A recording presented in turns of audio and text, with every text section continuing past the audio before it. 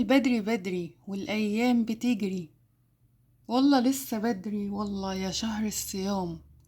رحلت على عالمنا صاحبة أشهر أغنية في رمضان، الفنانة شريفة فاضل. وفاة أم البطل الفنانة شريفة فاضل عن عمر يناهز 84 عاما. رحلت عن عالمنا فوقية محمود أحمد ندى، أيوة ده اسمها الحقيقي. وستقام الجنازة في مسجد السيدة نفيسة بعد صلاة العصر، والدفن في مقابر الشهداء. ولدت شريفة فاضل في 15 سبتمبر عام 1938، وهي حفيدة المقرئ السيد أحمد ندى مؤسس دولة التلاوة. وقد تعلمت عليات كبار الإنشاد الديني والموسيقى.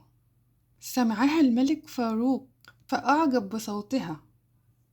ورجل الأعمال الشهير السيد ياسين صاحب مصنع الزجاج الشهير، وهو الذي اقترح على والدها أن تدخل في مجال الفن. أنتجت لنفسها بعض الأغنيات، ومن أشهرها أغنية رمضان تم البدري بدري في وداع شهر رمضان المبارك، وستظل الأغنية هي الأشهر.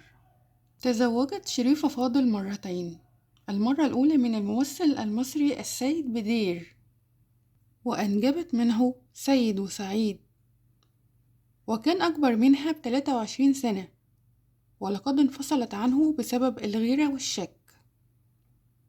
تزوجت المرة الثانية من اللواء علي زكي، وأنجبت منه ابنها الثالث تامر. وفي السبعينات توفى ابنها السيد بدير، وغنت له أغنية أم البطل أثناء حرب أكتوبر، والأغنية دي حققت نجاح باهر في هذه الفترة، وحتى الآن تعتبر أغانيها علامة في مصر.